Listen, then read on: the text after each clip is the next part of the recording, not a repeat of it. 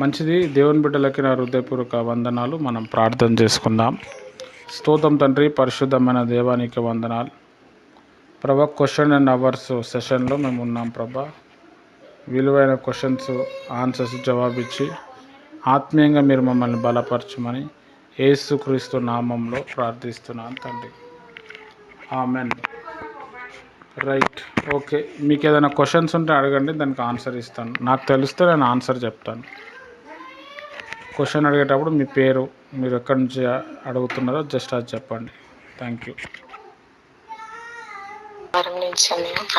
పేరు అది రక్షణ తీసుకొని లేని వారు వాక్యం బోధించవచ్చు అన్నయ్య? మంచి ప్రశ్న. బోధించవచ్చు అంటే చర్చిలో బోధించకూడదు, ఇది మామూలు కాన్ఫరెన్స్ ప్రేయర్ కదా. వాక్యం అంటే ఏంటంటే తన సాక్ష్యం పంచుకుంటుంది ఆమె, చెప్పచ్చు. ఆ ఛాన్స్ వేరే పాస్టర్స్ ఇవ్వరు, ఎందుకంటే నువ్వు బాప్తిజం తీసుకోలే కదా, నువ్వు చెప్పొద్దని అంటారు. నేను ఎందుకు ఇచ్చాను అని అంటే, ఆ వాక్యం చెప్పటం వల్ల వాక్యం వారిని పట్టుకుంటుంది, వారినే ప్రశ్నిస్తుంది. వాళ్ళు వాక్యం చెప్పటానికి వాక్యాన్ని వెతుకుతారు, వెతికినప్పుడు వాక్యాన్ని కనుగొంటారు, ఆ వాక్యం వాళ్ళని ఆకర్షిస్తుంది. అందుకే నేను వాక్యం చెప్పచ్చు అని చెప్పి ఛాన్స్ ఇచ్చాను. మరి అలీలక్క గారు మంచి వాక్యం అందించారు.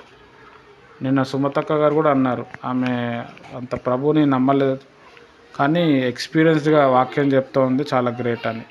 చెప్పచ్చు, ఎవరైనా చెప్పచ్చు. బయట చర్చెస్లో అయితే ఛాన్స్ ఇవ్వరు, నేనైతే ఇస్తాను. ఎందుకంటే ఆ వాక్యంలో శక్తి ఉంటుంది వాళ్ళని పట్టుకునేది. ఇట్లాంటి వాళ్ళు బాగా దేవుని కోసం నిలబడతారు, దేవుని కోసం రుణస్థులుగా ఉంటారు. నాకు దేవుడు వాక్యం చెప్పే అర్హత ఇచ్చాడు అని చెప్పి జెన్యూన్గా దేవుణ్ణి పట్టుకొని ఇంకా ముందుకు వెళ్తారు. మంచి డౌట్ అడిగిస్తారు. Thank you. అన్నయ్య, దావీదు మందసం పెట్టి తీసుకొచ్చినప్పుడు పడిపోతుంటే అన్యులు పట్టుకుంటే అక్కడ చనిపోతారు కదండి, అది ఎందు నిమిత్తం అలా జరిగిందని మరి? అది కహాతీయులు అని చెప్పి ఒక గ్రూప్ ఉంటారు, ఒక సమాజం, వాళ్ళు కహాతీయులు అని. వాళ్ళు ఏం చేస్తారు అంటే, ఆ కహాతీయులు అనేవాళ్ళు ఆయన పట్టుకుంటాడు. మనకేమనిపిస్తుంది, పడిపోతే అది పట్టుకున్నాడు కదా అండి. అంటే యూదులు ఎవరు, యాజకులు ఓన్లీ దాన్ని పట్టుకోవాలి, మోయాలి. ఈయన కహాతీయులు అనే వ్యక్తి ఈయన అన్యుడు అనమాట. అందుకే ఆయన చనిపోవాల్సి వచ్చింది. అంటే దేవుని ఒక ప్రభావం అంత ఉంటుండే అప్పటి పాతకాలంలో, అందుకే ఆయన చనిపోయాడు.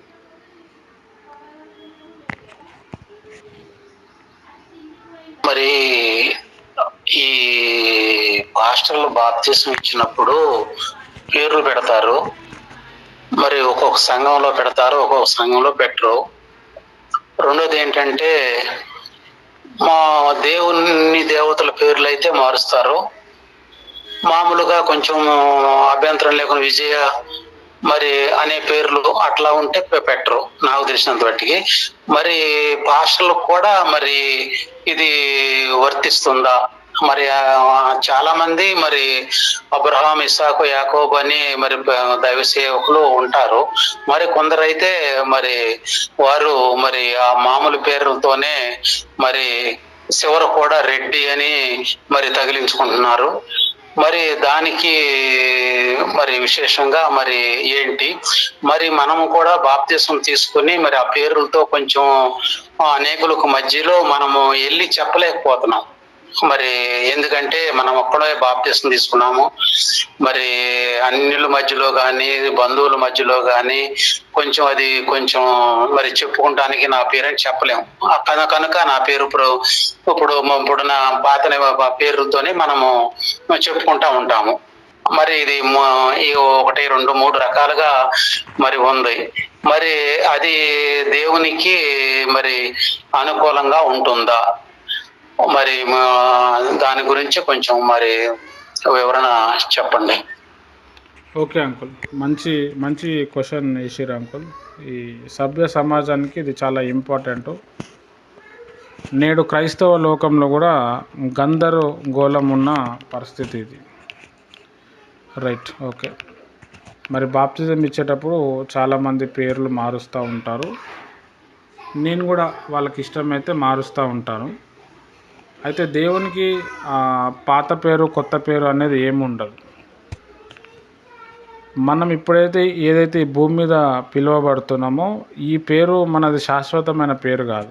మన ఆత్మకి వేరే పేరు ఉంటుంది, మన ఫిజికల్కి ఒక పేరు ఉంటుంది. మనం పరలోక రాజ్యము లేకపోతే దేవుని దగ్గర వెళ్ళినప్పుడు ఆ పేరు మనకు తెలియపరచబడుతుంది, ఆ పేరు చేతనే మనం పిలువబడుతుంది. అయితే ఇప్పుడు పేరు ఉంటుంది మామూలుగా. ఇప్పుడు నా పేరు యాక్చువల్గా మా అమ్మగారు పెట్టిన పేరు ఏంటంటే అర్జున్ అనమాట. పాస్టర్ గారి దగ్గర వెళ్ళి ప్రేయర్ చేస్తే ఈయన పేరు శాంసన్ అని పెట్టండి, ఈయన సేవ చేస్తాడు అని ఆయన అప్పుడే చెప్పిండు. నేను 1 month ఉన్నప్పుడు. మా అమ్మగారికి బైబిల్ తెలియదు అప్పటికి, ఆమె అన్యురాలు కాబట్టి అర్జున్ అని పేరు పెట్టింది.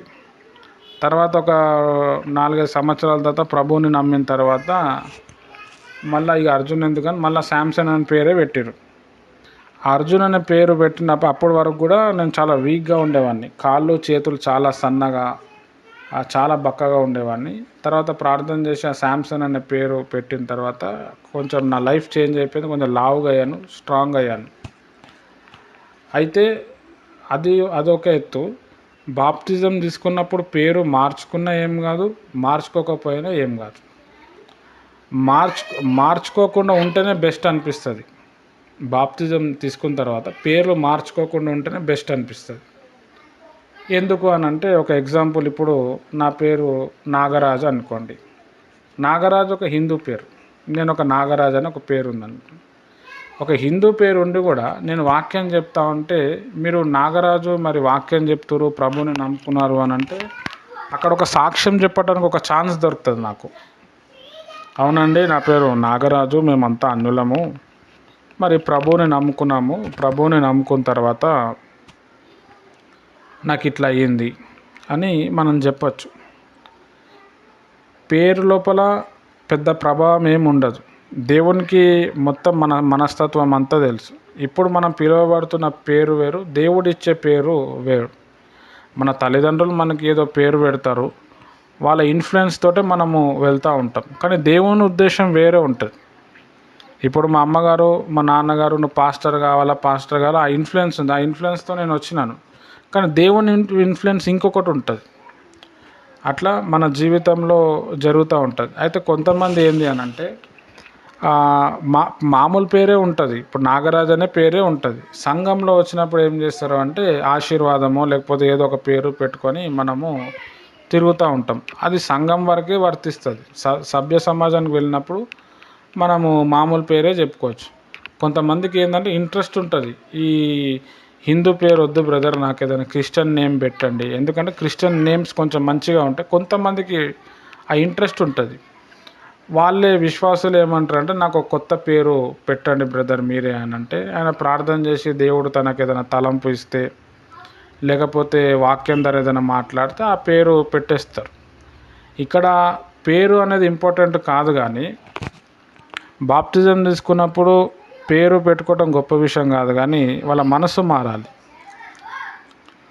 మంచి జాన్ అనే పేరు పెట్టుకుంటారు చాలామంది బాప్టిజం తీసుకున్న తర్వాత, కానీ ఆ పేరులో ఉన్న జాన్ అని పెడతారు, మేరీ అని పెడతారు.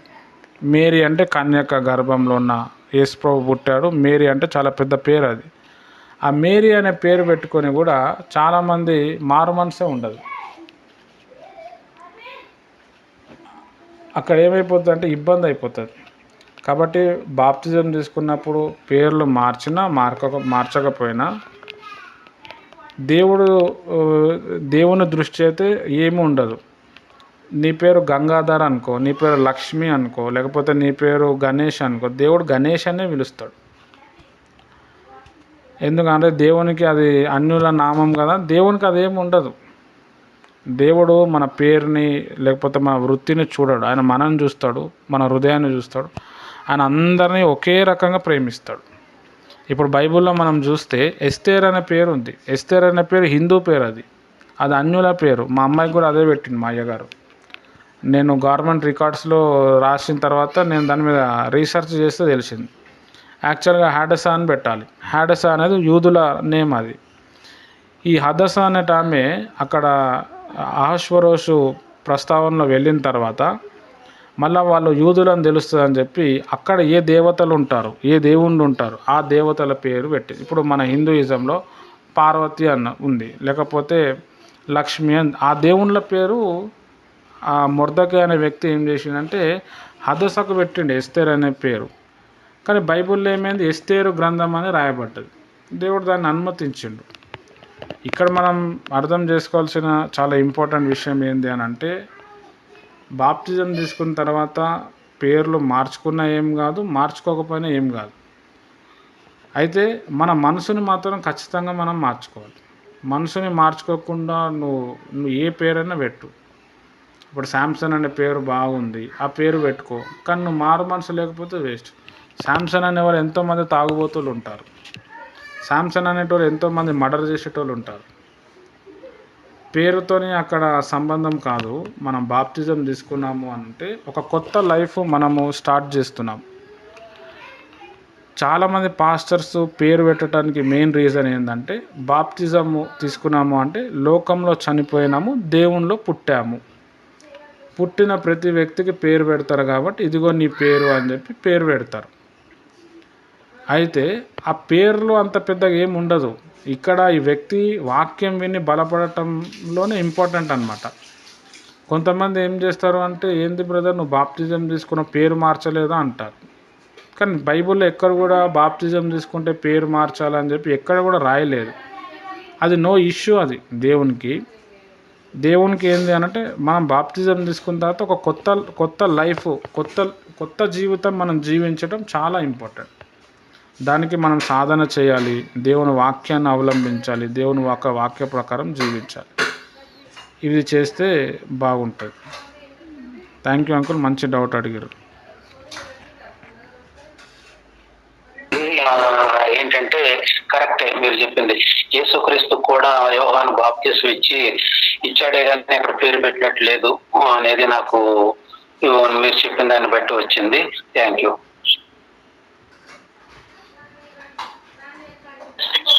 అబ్రహాము గారి పేరు, నీ పేరు అబ్రహాము అనబడు అని దేవుడు అంటారు కదా, మరి ఎందుకు దేవుడు అలా తీసుకున్నాడు? అబ్రహాం కదా. సిస్టర్ ఒకసారి మళ్ళీ గట్టిగా చెప్పవా, కొంచెం డిస్టర్బెన్స్ వచ్చింది. అబ్రహాము పేరులో కూడా దేవుడు కొంచెం చేంజెస్ చేశారు కదా, అంటే ఎందు నిమిత్తము చేంజ్ చేశారని. అవును సిస్టర్, మంచి డౌట్ అడిగారు. అబ్రహాము అనే వ్యక్తి కూడా ఒక రకంగా అన్యుడు. ఆయన బొమ్మలు తయారు చేసేవాడు. చంద్ర దేవత అని ఉండేది, ఆ దేవత బొమ్మలు తయారు చేస్తూ ఆయన బతికేటోడు. ఈ ఇన్ఫర్మేషన్ మనకు బైబిల్లో దొరకదు. ఫ్లేవియస్ జోసెఫస్ అని చెప్పి ఒక చరిత్రకారుడు ఉన్నాడు. ఆయన రీసెర్చ్ చేసి అక్కడ ఆయన బుక్ రాస్తే బుక్లో మనకి కనిపిస్తుంది.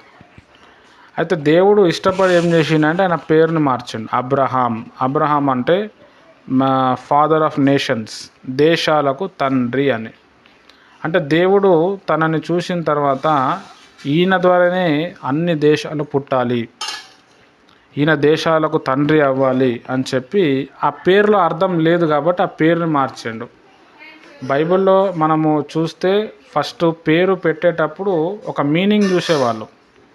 ఇప్పుడు మోషే అనే పేరు ఉంది. మోషే అనే పేరు వాళ్ళ అమ్మ పెట్టలేదు. వాళ్ళ అమ్మ అసలు ఏం పెట్టలేదు. 3 నెలలు కాపాడి వాటర్లో వదిలేసింది. ఫరో కూతురు మరి ఆ బాబుని ఎత్తుకున్నప్పుడు, ఈ బాబు నీళ్ళ నుంచి నేను తీశాను కాబట్టి మోషే అని పేరు పెట్టాడు. మోషే అంటే నీళ్ళ నుండి తీయబడిన వ్యక్తి అని. అప్పటి కాలంలో పేరు అక్కడ వచ్చే సందర్భంని బట్టి, అక్కడ ఒక అర్థంని బట్టి ఆ పేరు వస్తుంది.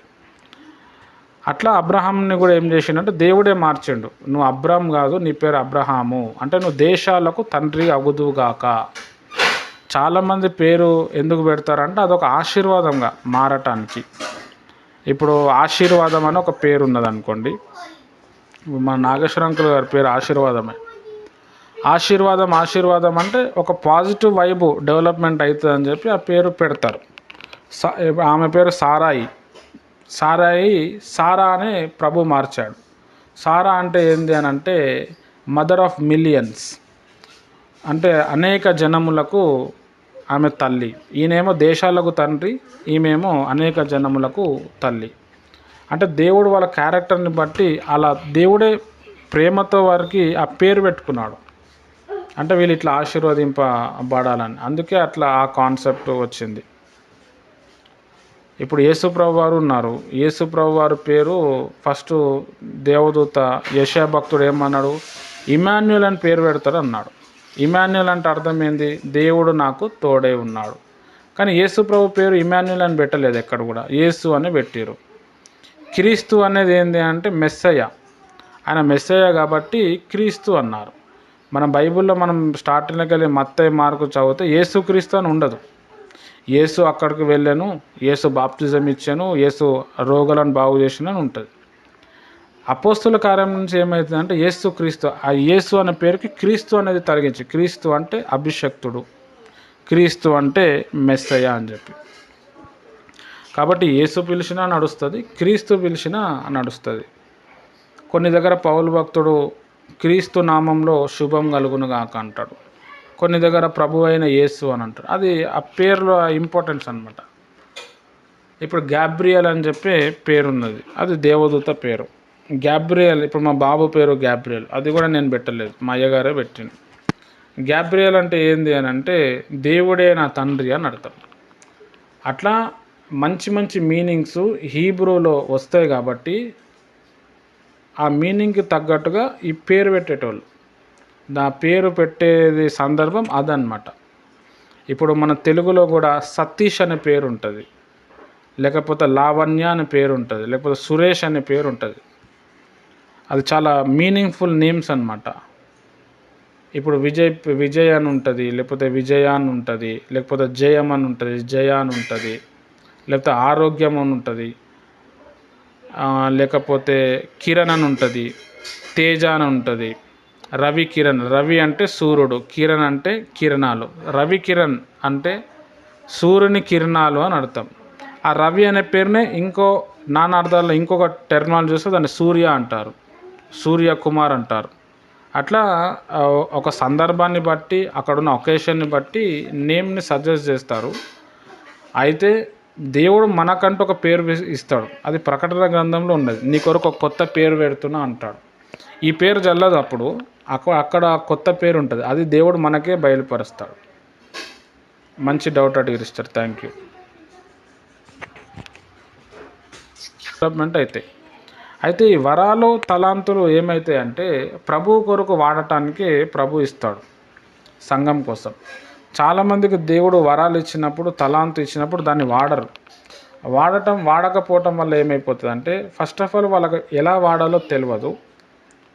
రెండోది ఏంటంటే ఆ తలాంతు గురించి, ఆ వరం గురించి చెప్పరు. ఇగో నీ లోపల ఈ తలాంతు ఉంది, నీ లోపల ఈ వరం ఉంది అని ఒకళ్ళు ఎక్స్ప్లెనేషన్ ఇస్తే ఆ వరాల గురించి చెప్తేనే అవగాహన వస్తుంది. ఇప్పుడు ప్రవచన వరం ఉంది, ప్రవచన వరంలో చాలా రకాలు ఉంటాయి.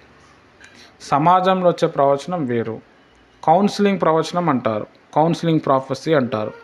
అంటే ఒక ఇద్దరు కూర్చొని ఆయన ఏం చెప్పాడు ఈయననే చెప్పుకుంటూ వస్తాడు, ఓ సోది చెప్పినట్టు ఉంటుంది.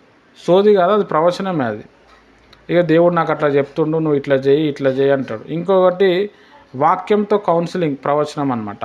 ఆయన ఏది క్వశ్చన్ వేసినా కానీ వాక్యంలో చూపించి, ఇదిగో వాక్యంలో ఇట్లా ఉంది, ఇగో ఇది వాగ్దానం దేవుడు నీకు ఇస్తున్నాడు, ఇగో అది బైబుల్ బాగా చదివిన వాళ్ళకి అది ఆ వరము ఇవ్వబడుతుంది. దాని తర్వాత మామూలుగా ప్రార్థన చేస్తూ నోట్లోంచి వస్తుంటుంది కొన్ని. మనం ఒక్కొక్కసారి బాగా ప్రేయర్లో ఉండి బయటికి వెళ్తే ఏదైనా ప్రాబ్లం వచ్చినప్పుడు ఏం కాదు దేవుడు కార్యం చేస్తాడు, నీకు డబ్బులు కూడా వస్తాయి. మనము ఊహించి చెప్పము, మనకు తెలియకుండానే మన నోరు ఫట్ ఫట్ ఫట్ అని వచ్చేస్తుంది అనమాట. అది చెప్పకపోతే మనం అంతా కింద మీద అయిపోతుంటాం, షేక్ అయిపోతూ ఉంటాం. అది దేవుడు ఆ టైంకి ఇస్తూ ఉంటాడు. అయితే ఈ వరాలు తలాంతు దేవుడు ఇవ్వటానికి ముఖ్య కారణం ఏంటంటే దేవుని సంఘం అభివృద్ధిలోనికి రావటానికి. ఇప్పుడు అద్భుతాలు స్వస్థతలు ఎందుకు జరగాలి అంటే ప్రజలకి నమ్మకం రావాలి, వాక్యం స్థిరపడటానికి. అయితే ఈ వరాలు ఫలాల మీదనే మనం డిపెండ్ అవ్వకుండా వాక్యం మీద మనము డిపెండ్ అవ్వాలి. ఎందుకంటే వాక్యమే దేవుడు, దేవుడే వాక్యం. చాలామందికి ఏంది అని అంటే టాలెంట్ ఉంటుంది, వరం ఉంటుంది, దాని మీదనే నేను గ్రేటు, నేను అది అని అనుకుంటాడు. దేవుడు అందరికీ అన్ని వరాలు ఇచ్చాడు, ఎవ్వనికి ఉండదు అన్ని వరాలు. ఒక పౌలు భక్తుడికి ఉండే 24 వరాలు ఉండే ఆయనకి. యేసు ప్రభుకి తర్వాత పౌలు భక్తుడికి తప్ప బైబుల్ ఎవ్వరికి ఆ వరాలు కృపావరాలు లేవు. కృపావరాలు 9 అని చెప్తారు. 9 అని కాదు, చాలా ఉన్నాయి. పాటలు పాడటం కూడా ఒక వరం, వాక్యం చెప్పటం కూడా ఒక వరం, ఒక వ్యక్తికి దేవుణ్ణి నడిపేయటం కూడా ఒక వరం, ప్రార్థన చేయటం కూడా ఒక వరం. ప్రార్థన అందరూ చేయలేరు. ఇప్పుడు కల్వరి మినిస్ట్రీస్ ప్రవీణ్ కుమార్ గారు ఉన్నారు. ఆయన 24 గంటలు ప్రేయర్లో ఉంటాడు. దేవుడు ఆయనకు ఆ వరం ఇచ్చిండు. ఆయన అట్లయితేనే ఆయన నిలబడగలుగుతాడు. సతీష్ కుమార్ గారు ఉన్నారు. ఆయన వాక్యము చాలా డిఫరెంట్ వేలో చెప్తూ ఉంటాడు. అది ఆయన వరం. అది ఆయనకు ఓన్లీ వాక్యమే ఉంది, వాక్యంలోనే చెప్పగలుగుతాడు. ఆ వాక్యంలో బుద్ధి వాక్యము అని చెప్పి ఒక వరం ఉంటుంది, జ్ఞాన వాక్యం అనేది ఉంటుంది, బుద్ధి వాక్యం అనేది ఉంటుంది. ఇప్పుడు మన కాన్ఫరెన్స్లో మన సుమతక్క గారు ఉన్నారు. ఆమెకు దేవుడు బుద్ధి వాక్యం అనే వరం ఇచ్చాడు. ఆమె ఏది వాక్యమో చెప్పినా కానీ మంచిగా రెఫరెన్సులు తీసి ఆ రెఫరెన్స్లకు వెళ్ళి ఎక్స్ప్లెనేషన్ ఇస్తుంది. ఆమె కొన్ని ఏడ కూడా వినదు. ఆ రెఫరెన్సులు చదివినప్పుడు ఆమెకు ఆ స్ట్రైక్ అవుతుంది. ఆమె చెప్పే ఆమెకు కూడా తెలియదు ఏం చెప్తుందో, కానీ కరెక్ట్గా అక్కడ మ్యాచ్ అవుతుంది. బుద్ధి వాక్యం. దీనికంటే కొంచెం ఎక్కువ లెవెల్ ఉన్న వరం ఏంటంటే జ్ఞానవాక్యం, జ్ఞానంతో బోధించు. అది దేవుడు నాకు అది ఇచ్చాడు. ఆ జ్ఞానవాక్యం ఉంది, ఆ వరం ఉంది కాబట్టి నేను వాక్యం చాలా డీప్గా చెప్పటం, హయ్యర్ లెవెల్లో చెప్పటం, ఒక్కొక్కసారి ఉన్నతమైన ఉపదేశాలు రావటం నాకే తెలియదు. అది ఎప్పుడు వస్తుంది, అది ఎప్పుడు పనిచేస్తుంది, నేను దాన్ని వాడినప్పుడే పనిచేస్తుంది. ఇవన్నీ దేని కొరకు? సంఘము క్షేమాభివృద్ధి కలగటానికి. కాబట్టి దేవుడు మనకు కొన్ని వరాలు ఇచ్చినప్పుడు సంఘం కోసం, అన్యజనాల కోసం, రక్షణలో రావటం కోసం మనం వాడాలి. ఇప్పుడు అమ్మ తేజ అని ఒక దైవజనుడు ఉన్నారు. ఆయన పేర్లు పెట్టి పిలుస్తున్నాడు. ఆయనకు ఆ వరం ఉంది, అది డూప్లికేట్ అయింది. ఇప్పుడు ఆ వరం ఉంది, నిజంగానే పేర్లు పెట్టి పిలిచేది వరం ఉన్నది. పేర్లు కాదు, తాత ముత్తాతల పేర్లు కూడా చెప్పచ్చు. వాళ్ళు ఎలా చనిపోయారో చెప్పచ్చు, వాళ్ళు ఏ సంవత్సరంలో చనిపోయారో చెప్పచ్చు. అది చెప్పచ్చు. ఇప్పుడు మన కాన్ఫరెన్స్ ప్రేయర్లోనే మనం ఇప్పుడు కొద్దిసేపు ప్రార్థన చేస్తే, ప్రవచనాలు సెషన్ స్టార్ట్ చేస్తే మీకు తెలియకుండానే మీరు చాలామంది ప్రవచనాలు చెప్తారు. ప్రవచనాలు ఏం చెప్తారు? అసలు వాళ్ళ తెలియని వాళ్ళ డేట్ ఆఫ్ బర్త్లు, వాళ్ళ ఇంటి పేర్లు, వాళ్ళకి ఉన్న ప్రాబ్లమ్స్, వాళ్ళకి ఏం కావబోతుంది, ఇవన్నీ మీరు చెప్పగలుగుతారు. అంటే అదొక వరం. ఇవన్నీ వరాలు ఎట్లా ఉంటాయంటే దేవుని ఒక ఆత్మ చేత వరాలు వస్తాయి. ప్రతి వ్యక్తిలో దేవుని ఒక ఆత్మ ఉంటుంది కాబట్టి ఆ వరం పనిచేస్తూ ఉంటుంది. అయితే ఎన్ని వరాలు ఉన్నా కానీ ఆ వరాలు సంఘం కోసమే మనం వాడాలి. అయితే ఇప్పుడున్న దైవజనులు ఏం చేస్తున్నారు? డబ్బు కోసం వాడుతున్నారు. అక్కడే దెబ్బ వాక్యం కట్ అయిపోతుంది అక్కడ. పౌలు భక్తునికి చాలా వరాలు ఉన్నాయి, కానీ ఎక్కువ వాక్యం మీదనే డిపెండ్ అయ్యండి ఆయన. చాలా ఇంపార్టెంట్. భాషల గురించి ఆయననే చాలా డీప్గా చెప్పిండు. నేను మీ అందరికంటే ఎక్కువగా భాషల్లో మాట్లాడుతున్నాను. ఆ భాషలు వాడి పాత నిబంధన అంతా చదివి అందులో ఉన్న సారాంశం అంతా కూడా కొత్త నిబంధనల లేఖనాల మీద రాసుకుంటూ చాలా డీపెస్ట్ విషయాలు రాసుకుంటూ వచ్చిండు ఆయన. పేతురు భక్తుడు కూడా చెప్తాడు, ఆయన వాక్యం అర్థం చేసుకోవటం కూడా నాకు చాలా కష్టమైంది అని. అయితే ఆ వరం దేనికోసం వాడిండు ఆయన? సంఘము క్షేమాభివృద్ధిలోనికి రావటానికి వాడిండు. మనం కూడా ఒక వరాన్ని వాడేటప్పుడు మన అవసరం కోసము వాడకుండా సంఘంకి అభివృద్ధి కోసము వాడాలి. దేవుడు అందరికీ అన్ని వరాలు ఇవ్వడు. ఎందుకు ఇవ్వడంటే, ఇప్పుడు నాకు ప్రవచన వరం ఉందనుకో, నాకు దర్శన వరం లేదు, నాకు దర్శనం రాదు. ఇప్పుడు మన గంగవరం జ్యోతి సిస్టర్ గారు ఉన్నారు, ఆమెకు దర్శన వరం ఉంది. అరుణ సిస్టర్ ఉన్నారు, వారికి దర్శన వరం ఉంది, వారికి దేవుడు చూపిస్తాడు. ఇప్పుడు మా భార్య ఉంది, శ్వేత సిస్టర్ ఉంది, ఆమెకి దర్శన వరం ఉంది, నాకు లేదు. అన్నీ నాకేస్తే నేను పెద్దగా అయిపోతా కదా. నేను మీ మీద ఆధారపడాలి, మీరు నా మీద ఆధారపడాలని చెప్పి దేవుడు వరాలను పంచిస్తూ ఉంటాడు. ఎందుకు పంచిస్తాడు? ఒకరు లోబడాలి, ఒకరినొకరు ప్రేమించుకొని దేవుని రాజ్యము మనం కట్టడానికి ఆ వరాలు అనేటివి ఇవ్వబడ్డాయి.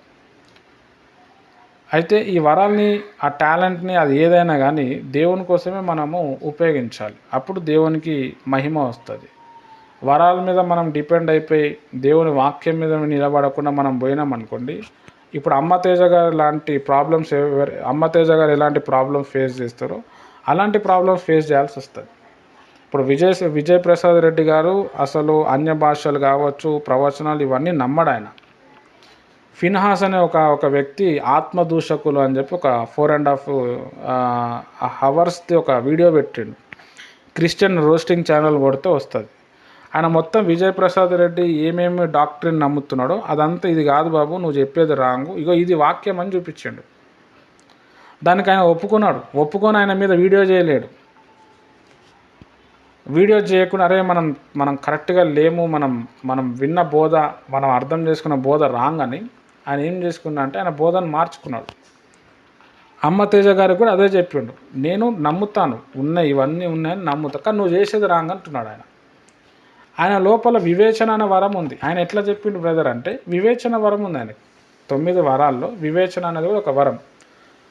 ఇప్పుడు మన కాన్ఫరెన్స్లో నాగేశ్వర అంకుల్ గారికి కూడా ఉంది. ఆయన ఎవరిదైనా పాస్టర్ గారి దగ్గరికి వెళ్తే ఆయనకు అర్థమైపోతుంది, ఆయన దేవుని ఒక ఆత్మ చేత నడిపింపబడుతుండా, దురాత్మ చేత నడిపింపబడుతుండా. అది ఆయన టాలెంట్, ఆయన జ్ఞానం, ఆయన ఎక్స్పీరియన్స్ కాదు, ఆయనలో ఉన్న వరం అది. అట్లా దేవుడు చాలా వరాలు ఇస్తూ ఉంటాడు. ఆ వరాలను ఎప్పుడు అది మనం ఉపయోగపడుతుంది అని అంటే, మనం ప్రార్థనలో ఉన్నప్పుడు, వాక్యాన్ని ధ్యానం చేస్తూ ఉన్నప్పుడు ఆ వరము ఎక్స్పాన్స్ అవుతుంది, ఇంకా పెరుగుతూ ఉంటుంది, ఇంకా వరాలు వస్తూనే ఉంటాయి. అయితే ఈ వరాలన్నీ కూడా దేవుడు సంఘ క్షేమం కొరకే వాడాలి. మన సొంత క్షేమం కోసము మనం వాడినప్పుడు ఏమవుతుందంటే మిస్టేక్ అయిపోతుంది. ఇప్పుడు ప్రవీణ్ కుమార్ గారు ఉన్నారు, ఆయన సంఘం క్షేమం కోసం వరం వాడేది ఉండే. పోయిన సంవత్సరం ఏం చెప్పిండు, నేను ఫుల్ దేవుని ఒక ఆత్మ చేత నింపబడిన, మీరు నమ్మండి నమ్మకపోండి, నేను నిజమే చెప్తున్నా, వైఎస్ జగన్ మళ్ళా గెలుస్తాడు, మళ్ళా కేసీఆరే వస్తాడు, మళ్ళా కమలం పార్టీ వస్తుందని చెప్పిండు. అక్కడ ఏమైపోయింది, మొత్తం రివర్స్ అయింది. ఇక్కడ కేసీఆర్ ఓడిపోయాడు, అక్కడ వైఎస్ జగన్ ఓడిపోయాడు, బీజేపీ పార్టీ మాత్రం వచ్చింది. ఇక్కడ ఏమైపోయింది, ఈయన వాక్యం సంఘం క్షేమం కోసం చెప్పేది ఉండే, సంఘం క్షేమం కోసము వరంని వాడేది ఉండే, ఈయన సొంతంగా వాడాల్సి వచ్చింది. అక్కడ ఆ విషయం ఎందుకు చెప్పిండంటే, ఆ రోజు మీటింగ్లో బీజేపీ ఎమ్మెల్యే ఎంపీలు వచ్చినారు, ఈ కేసీఆర్కి సంబంధించిన వాళ్ళు వచ్చినారు, దాని తర్వాత ఈ వైఎస్ జగన్ లాంటి వాళ్ళు కూడా వచ్చారు. వాళ్ళని మెప్పించడానికి ఈయన పాపం చెప్పేసాడు. ఎందుకంటే ఇక వైఎస్ జగనే వస్తాడు కదా అని చెప్పాడు. పాల్ పృథ్వీ అనేటోడు, అమ్మ తేజ, పాల్ పృథ్వీ, ప్రవీణ్ కుమార్, ఈ ప్రవీణ్ కుమార్ వాళ్ళ బ్యాచ్ అనమాట, వీళ్ళంతా ఫాలోవర్స్ ఆఫ్ ప్రవీణ్ కుమార్ గారు. ఆయన అయితే దాదాపు 20 సంవత్సరాలు వైఎస్ జగనే ఉంటాడు, నేను ప్రకటిస్తున్నా అన్నాడు. మరి 5 సంవత్సరాలనే వైఎస్ జగన్ పక్కకు జరిపాడు. దేవుడు ఎప్పుడు కూడా అట్లా చేయడు. వరం అనేది ఎప్పుడు కూడా ఫెయిల్ అవ్వదు. ఇక్కడ ఫెయిల్ అవ్వటానికి కారణం ఏంటంటే, ఆ వ్యక్తి వాక్యం మీద నిలబడలేడు. అందుకే ఒక వరం వాడేటప్పుడు దేవుడు చెప్తేనే దాన్ని రిలీజ్ చేయాలి. దేవుని కంట్రోల్లో ఉంటేనే అది రిలీజ్ అవుతుంది. మనం సొంతంగా మైండ్ ఉపయోగించినప్పుడు కూడా ప్రవచనాలు అనేటివి వస్తాయి. చాలామంది ప్రవచనాలు ఫెయిల్ అయిపోవటానికి కారణం ఏంటంటే, సొంతంగా చెప్పేయటం. దేవుడు చెప్పకముందే వాళ్ళు రిలీజ్ చేస్తారు, ఇది అయిపోతుంది అంటారు.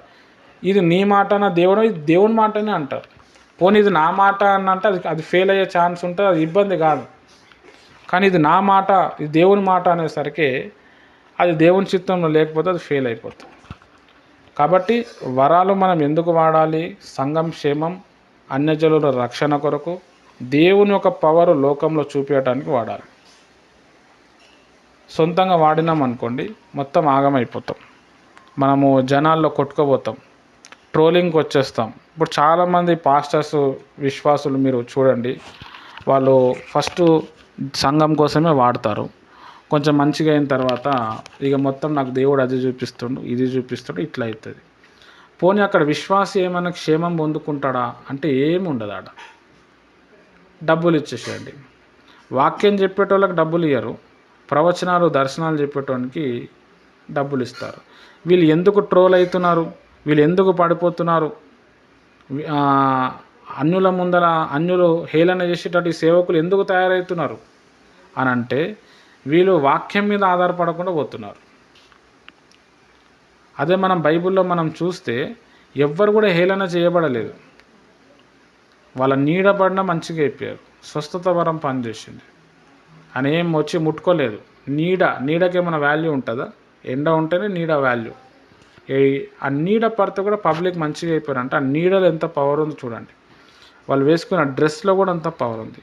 కానీ ఏంది అంత అయినా కానీ వాళ్ళు దేవుని ఒక వాక్యాన్ని హైలైట్ చేశారు, దేవుణ్ణి హైలైట్ చేశారు. కాబట్టి వరాలు ఉండేటోళ్ళు ఈ వరాల్లో చాలా పెద్ద గందరగోళం ఉంటుంది. ఈ అన్య భాషలు, ప్రవచనాలు, దర్శనాలు దీంట్లో వాక్యం మీద డిపెండ్ అవ్వకుండా వాడు దాని మీద మొత్తం ఎక్స్ట్రీమ్ అయిపోతాడు. ఇంకా అక్కడే బొల్త కొడతారు.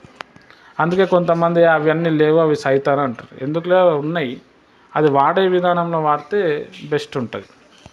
మంచి డౌట్ అడిగారు సిస్టర్, థ్యాంక్ యూ.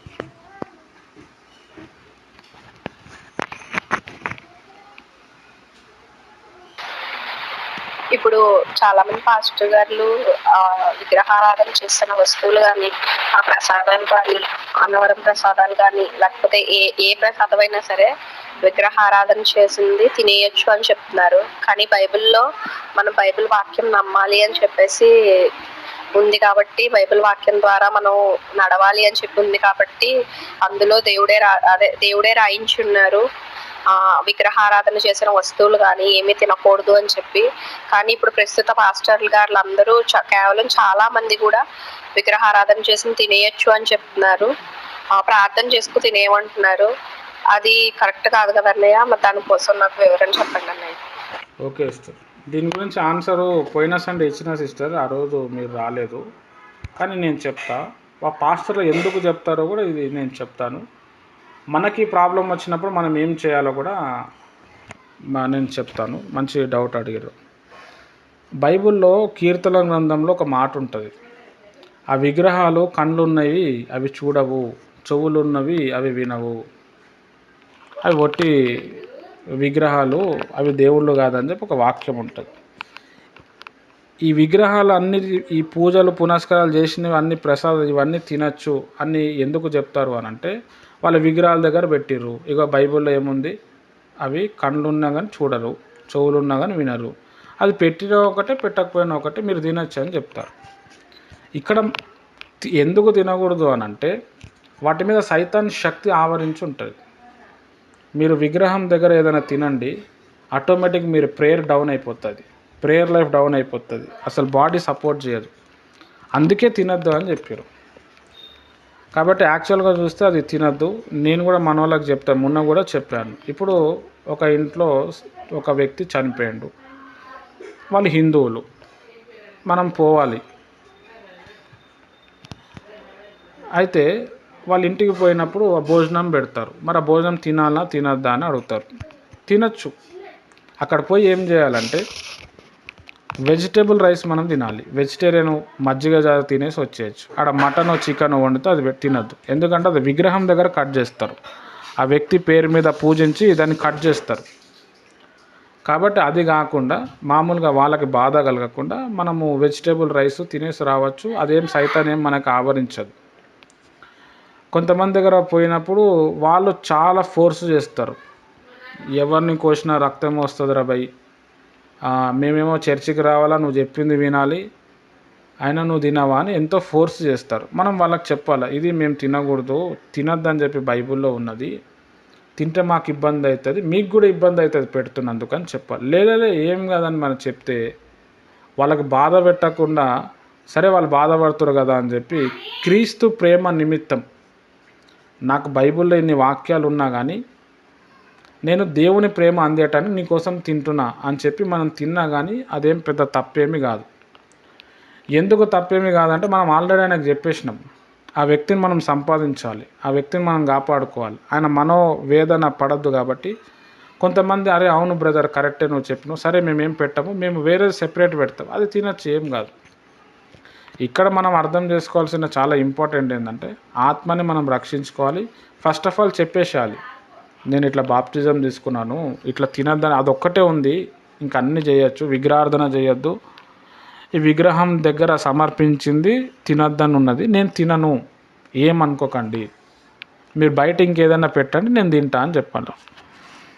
మస్తు ఫోర్స్ చేస్తారు వాళ్ళు. ఇంకా హిందువులు ఎవరైతే ఉన్నారో వాళ్ళు పెద్దగా లేలే నువ్వు తినాలని చెప్పి ఎవరు ఫోర్స్ చేయరు. మనం ఇవన్నీ చెప్తే, ఇవన్నీ మనం చెప్పకుండా నేను తినద్దు అంటే వాళ్ళకి కోపం వస్తుంది, బీపీ పెరిగిపోతుంది వాళ్ళకి. అట్లా కాదు బాబు, ఇట్లా ఉన్నది, తింటే నీకు ఇబ్బంది అవుతుంది, నాకు ఇబ్బంది అవుతుంది అంటే, సరే సరే బ్రదర్, నో ప్రాబ్లం, మరి వేరేది పెడితే తింటాం, తింటాం, మంచిగా ప్రశాంతంగా తిని రావాలి. ఇప్పుడు హిందువుల పండగలు ఉంటాయి, వాళ్ళు పిలుస్తారు, లేకపోతే ఏదైనా ఫంక్షన్ ఉంటుంది, మ్యారేజ్ ఉంటుంది, ఖచ్చితంగా వెళ్ళాలి. నేను వెళ్తాను, వెళ్ళి అక్కడ పోయి పని కూడా చేస్తాను. ఏమైనా తినేది ఉంటే అన్నం పప్పు ఎందుకు ఈరోజు తింటున్నా అంటే, నాకు ఈరోజు తినబుద్ధి కావట్లే అని ఏదో ఒకటి చెప్పి తినేసి వచ్చి ప్రేయర్ చేసి వచ్చేస్తారు. వాళ్ళు వాళ్ళ బాధలు వేదన ఏం పడరు, మనం కూడా హ్యాపీగా ఉంటాం. మనకు ఒక గిల్టీ కాన్షియస్ ఉంటారు, నేను తిన్నా అది అటాక్ అయింది. కానీ ఆ ప్రసాదం అనేది మనం తింటే ఖచ్చితంగా అది ఎఫెక్ట్ అనేది అవుతుంది. ఆత్మీయత పడిపోతాం మనం, నుంచి ఎటో పోతుంది దాని మీద శక్తి ఆవరించి ఉంటుంది. అందుకే అవి తినకూడదు. ఇక కొంతమంది తినమంటారు ఎందుకంటే ఇట్లాంటి వాక్యాలు చెప్పటం, తర్వాత అన్యులను కూడా రక్షణలో నడిపేయటానికి పాస్టర్లు కొంతమంది వాళ్ళు ఆ బోధ చేస్తారు. అసలు ఎందుకు తినద్దో వాళ్ళు చెప్పరు, తెలియదు. ఎందుకు తినకూడదు అంటే సైతాన్ ఆవరించి మనం డిస్టర్బ్ అయిపోతాం. మీరు ఎప్పుడైనా ఒకవేళ తిని చూడండి, చాలా డల్ అయిపోతారు, చాలా వీక్ అయిపోతారు. జ్వరం వస్తే కూడా అంత వీక్ అయిపోతారు. దానికి ఛాన్స్ ఇచ్చినట్టు అవుతుంది. ప్రేయర్ చేయబుద్ధి కాదు, చచ్చిపోవాలనిపిస్తుంది, లైఫ్ చాలా హార్డ్గా అయిపోతుంది. ఇదంతా కూడా అది తినిన తర్వాత అవుతుంది. దాంట్లోకి వెళ్ళి తప్పించుకోవడానికి మనం చెప్పాలి, నేను తినను, నా వల్ల కాదు అని చెప్పి వాళ్ళు మస్తు ఫోర్స్ చేసారు అనుకో, అప్పుడు ఇక ప్రభా మరి నా వింటలేడు, మరి నువ్వు ప్రేమించమని చెప్పినావు కాబట్టి నేను తింటున్న ప్రభా, మనం తింటే కూడా అందులో ఉన్న శక్తిని దేవుడు తీసేస్తాడు. మనం చెప్పకుండా ఉన్నాం అనుకో, అది మన తప్పు. మనం చెప్పినాం, వాడు వినలే, వాని తప్పు, అది వానికి అంటుకుంటుంది, అది మన మీద దోషము రాదు. మంచి డౌట్ అడిగి సిస్టర్, థ్యాంక్ యూ. ఇప్పుడు మనం బాప్టిజం తీసుకున్నాం, మన ఫాదర్ కావచ్చు, వేరే వాళ్ళు ఎవరైనా కావచ్చు, వాళ్ళు అన్నిలుగా ఉండిపోయారు, మనం అయితే రక్షణ పొందాము. మరి వాళ్ళ యొక్క కార్యక్రమం చనిపోయినప్పుడు అదంతా కూడా మనమే జరిగించాలి. మగవాళ్ళుగా ఉన్నప్పుడు మరి ఆ కార్యక్రమం మనం జరిగించవచ్చా? మరి ఆ రక్షణ పొందిన మనము ఆ యొక్క అన్యుల సంప్రదాయంలో ఆ యొక్క కార్యక్రమం చేయకూడదని కూడా బైబిల్లో ఉంది కదన్నా. ఇది ఎంతవరకు కరెక్ట్ అని, ఏ విధంగా మనం నడవాలి? అదే సిస్టర్, ఇప్పుడు మన ఫ్యామిలీ మెంబర్స్ని మనం పిలిచి, నేను ఇట్లా బాప్తిజం తీసుకున్నాను, నేను తండ్రికి పెద్ద కొడుకును, ఈ కర్మ ఏదైతే ఉంటుందో, కర్మకాండం ఏదైతే అంటామో అది నేను చేయకూడదు, మీరు ఎవరినైనా పిలిచి మీరు చేసుకోండి అని చెప్పాలి. లేదు అట్లెట్లయితుంది, మన దాంట్లో ఒప్పుకోరు, నువ్వే చేయాలి అని చెప్పారంటే ప్రభు ప్రేమ నిమిత్తం మనం చేయొచ్చు, అదేం తప్పేమీ కాదు. మనం చెప్పటం మన బాధ్యత, అక్కడ క్రీస్తు ప్రేమను కూడా మనం అందియాలి. లేదు అని అంటే ఇక్కడ ఏమైపోతుందంటే దేవునికి అవమానం వచ్చేస్తుంది. అదేంద్రా అందరూ ఒకటే కదా, ఏంది మీ మతం అంతే, ఏంది ఇట్లుంది, తండ్రి చచ్చిపోతే కూడా ఏంద్రా, ఇట్లా ఎన్నో చెప్తారు. క్రీస్తు ప్రేమ అందిస్తున్నాయి, ఇగో మా బైబిల్ ఇట్లుంది, చేయొద్దు, కానీ దేవుడు కోసం నేను, మా తండ్రి కోసం నేను చేస్తున్నా. అదేం దేవుని దృష్టిలో అది, ఎందుకంటే దేవుని కూడా తెలుసు. అట్లా కాకుండా మనం వెనకడుగు వేసినాం అనుకోండి, బంధాలు తెగిపోతాయి. అక్కడ జీవితాంతం గుర్తుపెట్టుకున్న అన్ని రోజులు వాళ్ళు అదే చెప్తారు. తర్వాత విషయం ఏంది అని అంటే, ఏ మతంలో ఏ సాగు చేసినా ఒకటే ఆడ. నువ్వు హిందూ సాగు చేయి, ముస్లిం సాగు చేయి, ఆత్మ మతం పరదేశకి వెళ్ళిపోతుంది. వాడు హిందూ అయినా, ముస్లిం అయినా, క్రిస్టియన్ అయినా అదేం పెద్ద ఇష్యూ ఉండదు. ఇప్పుడు నేనే ఉన్నాను, నేను ఒక క్రిస్టియను, నేను చనిపోయినా, మా పిల్లలు అన్యులుగా మారిరు అనుకోండి, ఫ్యూచర్లో ఛాన్సెస్ ఉన్నాయి వాళ్ళు మారేది. వాళ్ళు అన్యుల ఆచారం ప్రకారం నన్ను కాల్చేస్తారు, లేకపోతే నన్ను సమాధి కూడా చేస్తారు అనుకోండి. అదేమి తప్పేం కాదు, నా ఆత్మ దేవుని దగ్గరికి వెళ్ళిపోతుంది. సింపుల్. నువ్వు ఏమైనా చేసుకో, అది శవం, అది మామూలు కట్టే. నువ్వు ఏ మతంలో అయినా ఏదైనా, నువ్వు హిందూలో చేయి, ముస్లింలో చేయి, క్రిస్టియన్లో చేయి, ఏముండదు ఆడ. ఆత్మ మాత్రం రక్షింపబడ్డది. నేను చాలామంది బాప్తిజం తీసుకోవడానికి ఆలోచిస్తారు. బ్రదర్ మళ్ళీ మేము బాప్తిజం తీసుకుంటే మళ్ళీ క్రిస్టియన్ సావే చేయాలంట కదా, మా వాళ్ళు అందరు రారు, అందుకే మేము తీసుకుంటలేమంట. సైతాన్ ఆడ ఇరికిస్తుంది. నువ్వు బాప్తిజం అనేది నీ పర్సనల్, నీ ఆత్మకు సంబంధించింది. నీకు అర్థమైంది, యేసుప్రభు దేవుడు అని తెలిసింది, పాపాలు క్షమించబడటానికి నువ్వు తీసుకున్నావు, అయిపోయింది. తర్వాత నువ్వు చనిపోయిన తర్వాత నువ్వు హిందూ సావే చేసుకో, ఏం కాదు. ఆల్రెడీ నువ్వు ఆత్మ వెళ్ళిపోయింది కదా, ఆత్మకు సంబంధించింది, అది శరీరానికి సంబంధించింది కాదు. ఇప్పుడు మన బాలమన్ సిస్టర్ కాదా, వాళ్ళ అక్క ఉంది, వాళ్ళు 7-8 మెంబర్స్ సిస్టర్స్ వాళ్ళు. ఈమె తర్వాత వాళ్ళ అక్క రక్షణలోనికి వచ్చింది. ఆమెకు బాగా చేతపడి మంత్రాలు చేశారు. రోజు రాత్రి వెళ్ళిపోతుంది ఇంట్లోకి వెళ్ళి. మేము పోయి ప్రార్థన చేస్తే ఆమె మంచి ఇంట్లో ఉంటుంది. ఆమె బొటన వేళ్ళకి వెళ్ళి ఒక 6-7 దయ్యాలు బట్టలు లేకుండా అందమైన అమ్మాయిలు మేము పోతున్నాం బాయ్ అని చెప్పి వెళ్ళిపోయింది. అప్పుడు ఆమె ప్రభువుని అంగీకరించింది. దాదాపు ఒక 40 days నిద్రనే లేకుండా ఆమెకి. ప్రభువుని అంగీకరించి ఏం చేసింది, చాలా రోజుల తర్వాత ఆమె బాప్టిజం తీసుకుంది. ఆమె అప్పుడే చనిపోతుండే. దీనివల్ల మళ్ళీ తర్వాత ఒక 5-6 సంవత్సరాలతో ఫుల్ సీరియస్ అయిపోయింది. ఇక అందరికీ ఆమె చనిపోతుంది, ఆమె శవం ఇంటికి వస్తుంది అన్నారు. హాస్పిటల్లో పోయి ప్రార్థన చేస్తే దేవుడు ఆమెను మళ్ళీ ఆయుష్ పొడిగించి ఇంకో 5-6 సంవత్సరాలు దాదాపు 10 ఏళ్ళు బ్రతికింది ఆమె చనిపోయింది. ఒకడే కొడుకు ఆమెకి, 4 అక్క చెల్లెలు. కొడుకు కూడా కలవరి టెంపుల్కి పోతాడు, మన దగ్గర ఎప్పుడు రాలేదు. అయితే కొడుకు కోడలు ఉన్నారు, వాళ్ళందరూ అన్యులు. చనిపోయిందని తెలిస్తే నేను బాలమన్ సిస్టర్కి చెప్తే ఆమె వచ్చింది. మేమందరం కలిసి మంచి ప్రేయర్ చేసినాం, ఆమె గురించి సాక్ష్యం చెప్పినాం. ఈయనకు చెప్పినా నేను, నువ్వు హిందూ సాగు చేసినా నేను నిలబడతా, క్రిస్టియన్ సాగు చేసినా నేను నిలబడతా, నీ ఇష్టం. ఎందుకంటే వాళ్ళ తండ్రి వాళ్ళ రిలేషన్స్ వాళ్ళందరూ హిందువులు, మనం ఏం ఫోర్స్ చేయలేము ఆడ. ఈయన వాళ్ళ అమ్మ చెప్పింది, అరే నేను చచ్చిపోతే నన్ను ఆ శాంసన్ బ్రదర్ ద్వారానే సమాధి చేయాలి, పెట్టెలో నన్ను తీసుకుపోవాలని ఈమె కోరుకుంది. మనోడు దాన్ని ఇష్టపడలేదు. దానికి మనం ఏం చేస్తాం, వాళ్ళ కొడుకు వాళ్ళ ఇష్టం. అయితే అక్కడ ఆమెకు స్నానం చేయించి తర్వాత ఆమె పాడి మోసేటప్పుడు అంతా నేను అక్కడ ఉన్నాను. నేను మా అమ్మగారు బాలమన్ సిస్టర్ అందరం ఉన్నాం. వాళ్ళ దాంట్లో మట్టి వేస్తారు సేమ్ మన లెక్కనే. ఆమెను పూడ్చిరు, నేను కూడా మట్టి వేసినాడ. అయిపోయింది ప్రార్థన చేసి. మన గొర్రె మనం కాపాడుకోవాలి. ఆమె వెళ్ళిపోయింది పరదేశంలో. నువ్వు ఏ సమాధి చేస్తే ఏముంటుంది. కాబట్టి ఇక్కడ మనం అర్థం చేసుకోవాల్సిన విషయం ఏంటంటే, మనం ముందు చెప్పాలి, అట్లా కాదు నువ్వు ఇప్పుడు నేనే ఉన్నాను, నేను ఒక పాస్టర్ని, నేను 10 మందికి వాక్యం బోధిస్తున్నా, మా నాన్న హిందూ చనిపోయిండు, మా బంధువులు చుట్టాలు నువ్వే ఇంటి పెద్ద కొడుకు, నువ్వు హిందూ సాంప్రదాయం చేయమంటే చేసిన తప్పేమీ లేదు. చెప్పాలాడ వాళ్ళకి, ఇది నేను చేయకూడదు, నా వృత్తికి ధర్మం కాదు, ఒప్పియాల. వాళ్ళు ఒప్పుకోనప్పుడు ఇదిగో క్రీస్తు ప్రేమను బట్టి మిమ్మల్ని వదులుకోలేక నేను ఇది చేస్తున్నా, ప్రార్థన చేసి చేయొచ్చు, అది చేసినా కానీ తప్పేమీ కాదు. ఎందుకంటే దేవుడు ఆ సిట్యువేషన్ని కూడా గమనిస్తాడు. అరే నా కుమారుడు వాళ్ళ గురించి కూడా ఆలోచిస్తున్నాడు, నన్ను గురించి కూడా ఆలోచిస్తున్నాడు. కొంతమంది పాస్టర్లు నువ్వు దేవునికే లోబడాలా, కానీ అట్లా ఏం లేదు, చేయొచ్చు అట్లా. మంచి డౌట్ అడిగారు సిస్టర్, థ్యాంక్ యూ.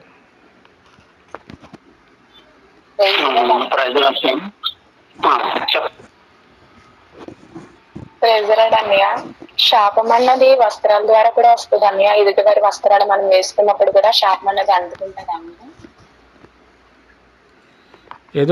ఎదుటి వ్యక్తి వస్త్రాలు వేసుకుంటే శాపము రాదు, కానీ వారి మీద ఉన్న దురాత్మ ఎఫెక్ట్ అవుతుంది. శాపము అని అంటే అది మన తాత ముత్తాతల 4 రకాలుగా వస్తుంది సిస్టర్. శాపము తల్లిదండ్రులు చేసిన పాపం వలన, మనకు మ్యారేజ్ అయితే అత్తమామ వాళ్ళు చేసిన పాపం వలన, ఇతరులు మనల్ని తిట్టడం వలన, తర్వాత మనం ఇతరులను తిట్టడం వలన. నెక్స్ట్ ఏంది అని అంటే 4th పాయింట్, ఇప్పుడు తల్లిదండ్రులు అత్తమామది ఒక పాయింట్, దాని తర్వాత మన నోటి ద్వారా మనం ఇతరులను తిట్టడం, లేకపోతే ఇతరులు మనల్ని తిట్టడం, 3 అయిపోయింది. 4వది ఏంటంటే మనం పాపం చేయటం వల్ల కూడా శాపం వస్తుంది. ఇతరుల వస్త్రాలు వేసుకుంటే శాపం రాదు, వారి మీద ఉన్న దురాత్మ మనకు ఎఫెక్ట్ అయ్యే ఛాన్స్ ఉంటుంది. Thank you. అంకుల్ అడగండి, నాగేశ్వర అంకుల్ గారు. ఏం లేదు, అనుషా సిస్టర్ గారికి ఇందాక అడిగిన దాన్ని బట్టి మరి అరుణా సిస్టర్ మరి పలహారం నిమిత్తం మరి నేనేంటంటే నా నిజ జీవితంలో మరి నేను ఉద్యోగ రీత్యా మరి మెకానిక్ గా ఉండి మరి తిరుపతి బళ్ళు రిపేర్ చేయడానికి నేను తిరుపతి వెళ్ళినప్పుడు నేను అక్కడ వాటిని బాగు చేసి 7-8 సార్లు నేను తిరుపతికి పైకి బళ్ళు ఎక్కించి ట్రబుల్ కోసం ఎక్కించి తీసుకొస్తా ఉండేవాడిని. ఆ విధంగా 7 సార్లు నేను పైకి తిరుపతికి వెళ్ళాను. అయితే ఒక్కసారి అయితే నేను మాత్రం అప్పుడు బాప్తిసం తీసుకున్నాను, అన్నీ ఉన్నాయి. అయితే ఏంటంటే మన దేవుణ్ణి మాత్రమే ఉద్యోగరీత్యా ప్రభు నేను ప్రార్థన చేసుకునేవాడిని. 7 సార్లు పైకి వెళ్ళి కిందకు వచ్చాను బళ్ళు టెస్ట్ కోసం. రెండోది ఏంటంటే, ఒకటి మొట్టమొదటి మాత్రం దేవుడు అంటే ఎట్టా ఉంటాడు, ఆ విగ్రహం ఎట్టా ఉంటుంది ఏంటి అనేది మాత్రం లోనికి వెళ్ళి చూశాను. అందరూ వెళ్తున్నారు కదా ఏంటి అనేది చూశాను. ఇది విగ్రహమే అని చూడాలని వెళ్ళాను. అట్లాగే కనకదుర్గ గుడికి కూడా నేను 4-5 సార్లు ఆఫీసర్స్ తీసుకుని బండి తీసుకుని వెళ్ళాను. అక్కడికి ప్రభా మరి నేను మామూలుగా ఉద్యోగరీత్యా మరి వెళ్తున్నాను మరి అని ప్రార్థన చేసుకునేవాడిని.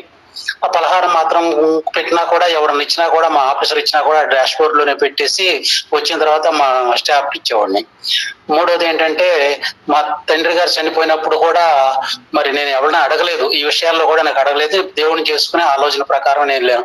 మా తండ్రి గారు చనిపోయినప్పుడు కూడా నేను అన్ని మా దాంట్లో ఎవరు కూడా మరి దేవుణ్ణి అంగీకరించలేదు. ఆ చుట్టుపక్కల వాళ్ళు కూడా అనుభవించలేదు. ఆ ఊరంతా కూడా వ్యతిరేకం. మేము వ్యతిరేకంలో కొంచెం జీవించాం. అయితే అది విషయం.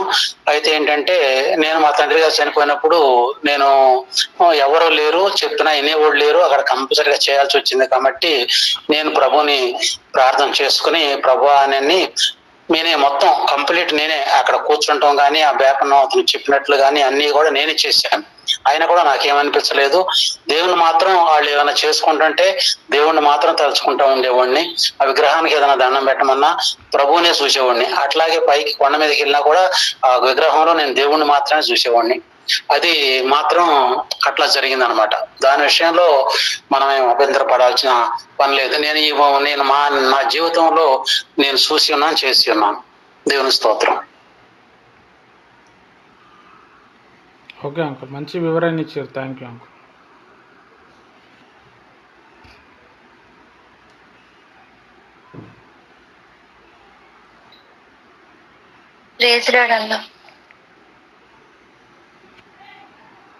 సిస్టర్ చెప్పండి. అన్న నా భర్తించు అప్పుడు మ్యారేజ్ అయిన తర్వాత విగ్రహాలను చేయమని చాలా ఫోర్స్ చేశారన్న. చేసినప్పుడు దేవుని అలాగే ప్రేయర్ చేసుకొని ఇంట్లోనే ప్రేయర్ చేసుకొని అలాగే ఇంట్లోనే వాళ్ళు చెప్పినట్టుగా చేసేదాన్ని. దేవుని అలా ప్రార్థన చేసుకొని చేస్తున్నప్పుడు కూడా నేను చాలా బలహీనంగా చాలా నీరసంగా అయిపోయినదాన్ని అన్న. ఎన్నో రకాలుగా నన్ను తీసుకెళ్లారు తిరుపతికి, అన్ని విధాలుగా నన్ను తీసుకెళ్లే సరే దేవుని అలా ప్రార్థన చేసుకొని వెళ్ళేదాన్ని.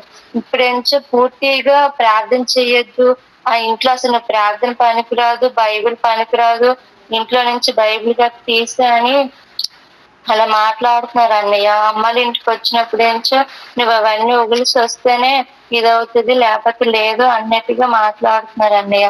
దీనికి ఏదో చెప్పండి అన్నయ్య. ఓకే సిస్టర్, మంచి డౌట్ అడిగారు సిస్టర్. ఫస్ట్ మీకు మ్యారేజ్ అయింది కాబట్టి మీరు ఇప్పుడు క్రిస్టియన్ కాదు, ఎందుకంటే మీరు బాప్టిజం తీసుకోలేదు. మీరు ఇప్పుడు అన్యులే, మీరు విశ్వాసులు కాదు, అవిశ్వాసులు. బైబిల్లో ఏముందంటే మీ భర్త ఏది చెప్తే అది వినాలని ఉంది, కానీ నీకు ఇష్టం లేదు.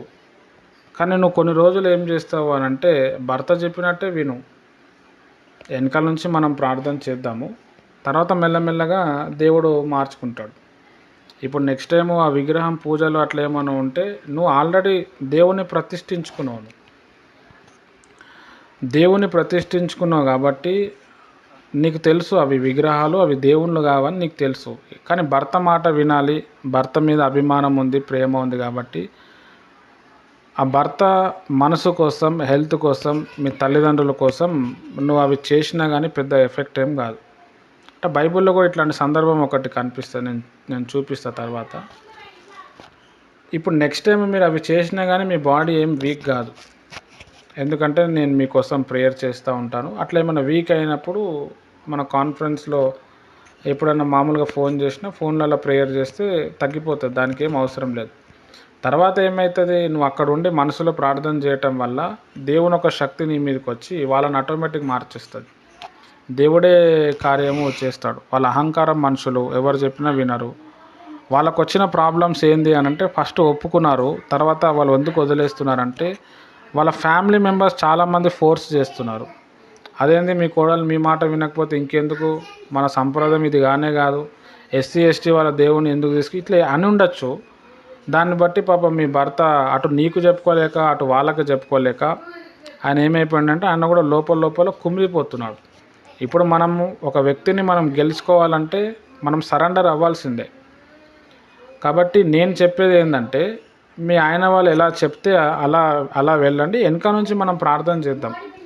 మీ అమ్మ వాళ్ళ ఇంటికి ఎప్పుడైనా వస్తారు కదా, అప్పుడు మనం ప్రార్థన చేద్దాము. అప్పుడప్పుడు ఫాస్టింగ్స్లో ఉండండి, సీక్రెట్గా 1 o'clock తినేసేయండి, మనసులో ప్రేయర్ చేసుకోండి, బైబిల్ తీసుకురాకండి. ఫోన్లో బైబిల్ యాప్ ఉంటుంది, ఎప్పుడన్నా ఉన్న ఎవరైనా లేనప్పుడు అందులో బైబిల్ వచనాలు చదువుకోండి, దాన్ని ధ్యానం చేయండి, సరిపోతుంది.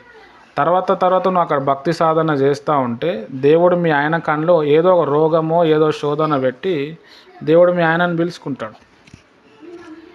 సింపుల్. అట్లా కాకుండా ఆయన మారాలి, ఆయన చేయాలి అని అంటే ఆయన మారే ఛాన్సెస్ ఉంటాయి. కానీ ఏంది, వాళ్ళ ఫ్యామిలీ ఒత్తిడి ఉంటుంది, వాళ్ళ చుట్టాలు బంధువులు వాళ్ళ తాత ముత్తాతలు ఎవరెవరో ఉంటారు.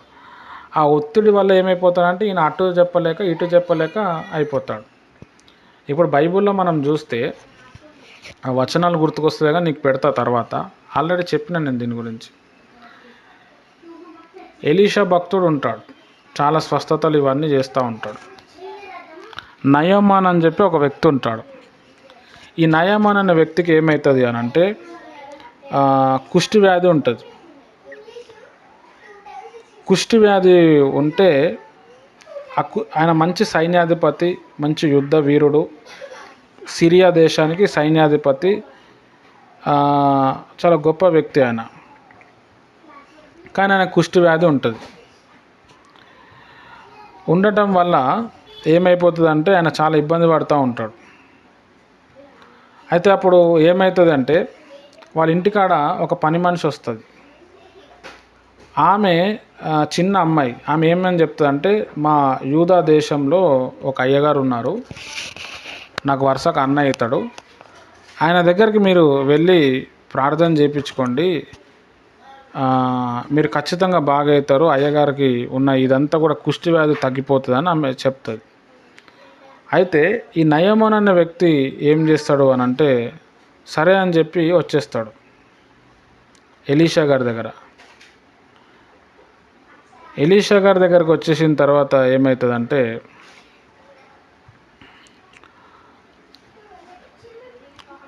ఎలీషా గారి దగ్గరకు వచ్చిన తర్వాత బంగారము డబ్బులు ఇవన్నీ తీసుకొని వస్తాడు. ఎలీషా దూరం నుంచి చూసి నీ ప్రాబ్లం ఏందని అంటాడు. ఈయన ఏమనుకుంటాడు, ఎలీషా గారికి పిలిస్తే వచ్చి తల మీద చేపెట్టి ప్రార్థన చేస్తాడు, నాకు స్వస్థత వస్తుంది అనుకుంటాడు. అప్పుడు అక్కడ ఏమైపోతుంది అని అంటే ఈయన రాడు, దూరం నుంచి చూసి నీకు ఏమైందని అంటాడు. నాకు ఇట్లా పలానా రోగం వచ్చింది, కుష్టి వ్యాధి వచ్చింది అని అంటే వెళ్ళేటప్పుడు యోర్దాన్ నది ఉంది, ఆ నదిలో 7 సార్లు మునుగు నీకు తగ్గిపోతుంది అంటాడు. అప్పుడు అక్కడ ఏమవుతుంది అని అంటే ఆయనకి ఇష్టం ఉండదు. అదేంది ఎన్నో నదులు ఉన్నాయి, అదేమో పాడుబడిన నదులు ఆయన స్నానం చేయమంటుండని ఈయన అలుగుతాడు. ఆయన అనుచరులు అంటాడు, అయ్యా మరి పాస్టర్ గారు ఏదైనా పెద్ద హోమం చేయమన్నాడు, పెద్ద పని చేయమంటే చెయ్యరా అంటే చేస్తా, మరి ఇది చాలా చిన్నది కదా దాంట్లో మునిగే అంటే ఆయనకి ఇంట్రెస్ట్ ఉండదు, నమ్మకం ఉండదు. కానీ 6 times మునుగుతాడు, అట్లనే ఉంటాడు. 7th time మునగంగానే ఆయనకున్న కుష్టి వ్యాధి తగ్గిపోతుంది. ఇది పుట్టు కథ కాదు, లేకపోతే మామూలు కథ కాదు, ఇది జరిగిన వాస్తవం. ఆయన మంచిగా అయిపోయాడు, ఫుల్ హ్యాపీ అయిపోతాడు ఆయన. అప్పుడు ఇక్కడ ఏమవుతుంది అని అంటే ఆయన ఫుల్ హ్యాపీ అయిపోయి దేవుడు అయిన యెహోవాను నమ్ముకుంటాడు. నమ్ముకొని ఈయనకు వచ్చి డబ్బులు అడుగుతాడు, నాకు డబ్బులు ఏం అవసరం లేదంటాడు, ఈయన వెళ్ళిపోతాడు. అప్పుడు ఏమవుతుందంటే ఈయన మళ్ళా వచ్చి ఎలీషాకి చెప్తాడు, నేను ఒక సైన్యాధిపతిని, నేను యుద్ధం చేసే ముందల రిమోన్ అనే దేవతకి నేను మొక్కాల్సి వస్తుంది, బలి అర్పించాల్సి వస్తుంది. మరి నేనేమో యెహోవాను నమ్ముకున్నాను, మరి నా వృత్తి ఏమో ఇట్లా ఉన్నది, మరి నేను ఏం చేయాలంటాడు. అప్పుడు ఎలీషా గారు ఏమంటారంటే నువ్వు సమాధానంగా పో బాబు, ఏం కాదులే, నువ్వు ఆల్రెడీ ప్రతిష్ఠించినావు కదా నీ మనసులో దేవుడైన యెహోవా దేవుడని. అవును అంటాడు. నీ పని నువ్వు చేసుకో అంటాడు. అంటే అక్కడ సందర్భాన్ని బట్టి ఏమవుతుందంటే దేవుడు ఎక్స్క్యూజ్ చేస్తాడు అనమాట. అక్కడ మన మనసులోకి వెళ్ళి చేసేది ఇంపార్టెంట్.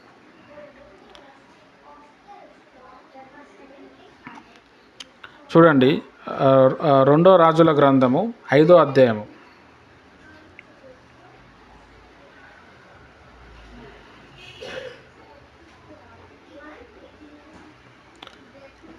2 రాజుల గ్రంథం అందరు కూడా దయచేసి తీయండి, అందరు తెలుసుకోండి. ఇది 5వ అధ్యాయము 16వ వచనంలో చూడండి.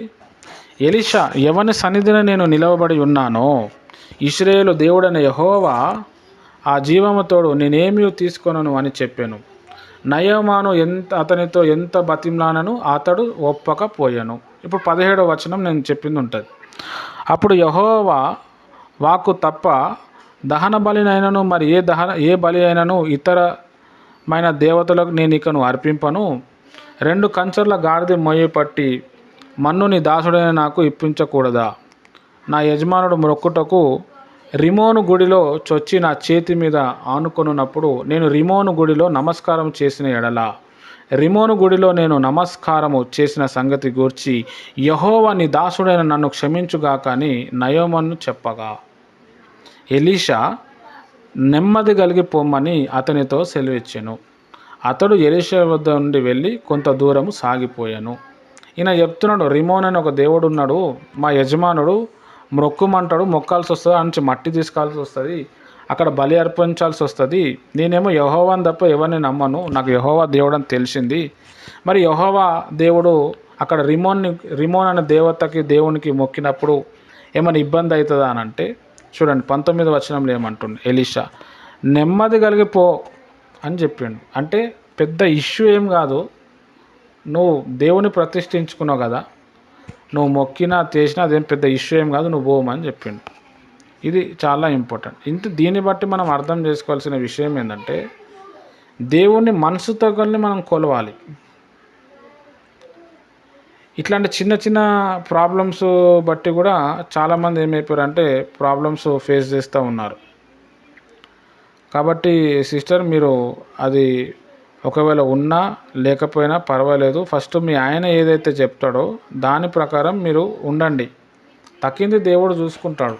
ఎందుకంటే మీకు పెద్ద ఏజ్ కాలేదు, 30-35 ఇయర్స్ రాలేదు, లేకపోతే మీరు అవిటి వాళ్ళు గారు, మీకు మంచి లైఫ్ ఇచ్చిండు, ఇంకా మీకు పిల్లలు కూడా పుట్టలేరు. కొన్ని రోజులు వాళ్ళతో పాటు ఉండండి, వాళ్ళు చెప్పినట్టు వినండి, వాళ్ళు హ్యాపీ, మీరు హ్యాపీ, ప్రార్థన చేయండి. తర్వాత దేవుడు అనేక మందిని మార్చుకుంటాడు. ఇప్పుడు మన దగ్గర కూడా వచ్చేటోళ్ళు, ఇంకా మా తెలంగాణలో ఇంకా చాలా స్ట్రిక్ట్ రూల్స్ ఉంటాయి, చాలా జిడ్డు ఉంటారు, వాళ్ళు రక్షణ రావడం చాలా కష్టమవుతుంది. కానీ వాళ్ళు మంచి ప్రార్థనా పరులు, మంచి ప్రార్థన చేస్తారు. కొన్ని సంవత్సరాల తర్వాత భార్య మెంటాలిటీ చూసి, అరే నువ్వు ఎట్లా మారిపోయినావు, శాంసన్ బ్రదర్ వాక్యాలు ప్రేయర్స్ విని నేను మారిపోయినా, నాకు ఇప్పుడు ధైర్యం వచ్చి, అరే అవునా నేను కూడా యేసు ప్రభువుని నమ్ముకుంటా, మంచిగానే ఉంది కదా, ఇంతేనా, ఇంత సింపులా, నేను ఇన్ని పూజలు పునస్కారాలు చేసినా ఎక్కడ ఏమి దొరకలే, దీంట్లో మంచి నెమ్మది వచ్చింది కదా అని చెప్పి మారిపోయి తర్వాత కొన్ని సంవత్సరాల తర్వాత బాప్తిజం తీసుకునే వాళ్ళు కూడా ఉన్నారు. బైబిల్ మనకి ఏమని చెప్తుంది, ప్రేమ ప్రతిదాన్ని మారుస్తుంది. ఎందుకంటే దేవుడే ప్రేమ కాబట్టి. నువ్వు నిజంగా నీ భర్తను నువ్వు ప్రేమించినప్పుడు, ఆయన చెప్పినట్టు విన్నప్పుడు దేవుడు దాన్ని చూసి ఆయనను మార్చుకుంటాడు. కానీ నువ్వు వ్యతిరేకంగా వచ్చి ఆయన మారాలి అని చెప్పి మనం ఉన్నా కానీ అంత పెద్దగా వర్కౌట్ కాదు. కాబట్టి నువ్వే ఫోన్ చేసి మాట్లాడి ఒకసారి ఇంటికి వచ్చి మాట్లాడండి, నేను వచ్చేస్తా అని చెప్పి అక్కడ వాళ్ళు ఎట్లా చెప్తారో అట్లనే ఉండు. తక్కింది దేవుని కోసం నువ్వు నిలబడు. ఎప్పుడైనా ఇక్కడ మీ అమ్మ వాళ్ళ ఇంటికి వచ్చినప్పుడు చెప్పు, నేను నెలకో 2 నెలలకో ఎప్పుడైనా అమ్మ వాళ్ళ ఇంటికి వస్తా అని. అప్పుడు ఇంట్లో ఉన్నప్పుడు ఫాస్టింగ్ ప్రేయర్స్ అవి ఇవి చేసుకో, బైబుల్ చదువుకుంటూ ఉండు. ఏమైనా హెల్త్ ప్రాబ్లమ్స్ ఉన్నప్పుడు నాతో ప్రార్థన చేయించుకో, మేము ఎప్పుడైనా వచ్చినప్పుడు అక్కడ కలుస్తాం, అయిపోతుంది. కొన్ని రోజులు మనం ఇంకా ప్రార్థన చేద్దాం వాళ్ళు, ఎందుకంటే వాళ్ళంతా అన్యుల కుటుంబం కదా, వాళ్ళ ఇంట్లో పెద్ద అద్భుతం జరుగుతూనే మారే ఛాన్స్ ఉంటుంది. వాళ్ళ ఇంట్లో ఎవరో ఒక పెద్ద మనిషి ఉన్నారు, ఆ పెద్ద మనిషి చెప్పినట్టే వింటున్నారు, ఆ పెద్ద మనిషి ఫోర్స్ ఇదంతా. ఆ వ్యక్తి మారాలంటే కొంచెం టైం పడుతుంది. కాబట్టి మనమే సరెండర్ అయిపోయి వెళ్ళిపోతే మన విలువ ఉంటుంది, లేకపోతే ఆయన వేరే చూసుకుంటాడు, నీకు ఇబ్బంది అయిపోతుంది. నా ఎక్స్ప్లెనేషన్ మీకు ఏమనిపించింది చెప్పండి.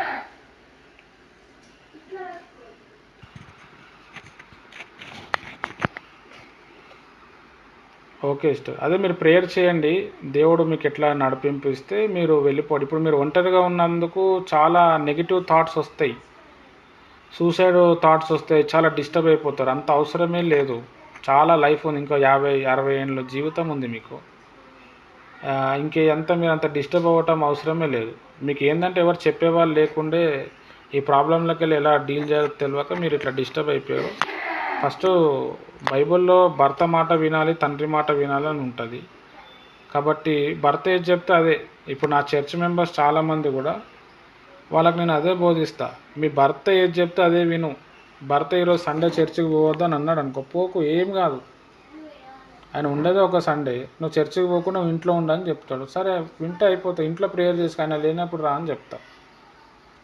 అందుకే ఇక్కడ అన్యులతో పాటు మన సేవ జరుగుతుంది. అందరు ఏ భర్త అయినా కానీ నన్ను ఇష్టపడతాడు, అరే ఈయన మన లెక్కనే మాట్లాడతాడు అని చెప్పి. చాలామంది రెస్ట్రిక్షన్స్, నువ్వు బాప్తిజం తీసుకున్నావు, నువ్వు దేవుడిని నమ్మినావు అంటే దేవుడు అంటే నీకు నమ్మకం లేదు, అందుకే నువ్వు ఇట్లా చెప్తే విశ్వాసాలు కన్ఫ్యూజ్ అయిపోయి అటు దేవుళ్ళో కాక ఇటు అన్నుల్లో కాక లోకంలో కలిసిపోయి అసలు దేవుడు అంటేనే ఇంట్రెస్ట్ లేని వాళ్ళు కూడా ఉన్నారు.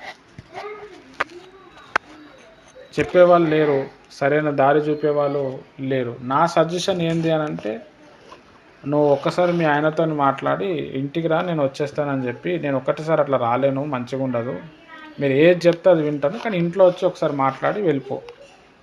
లేదు నువ్వు రావాలంటే నువ్వు వచ్చే వరకు నేను రాలేను అని ఒక మాట నువ్వు ఫోన్ చేసి చెప్తే ఆయన వచ్చి మాట్లాడి తీసుకొని వెళ్ళిపోతాడు.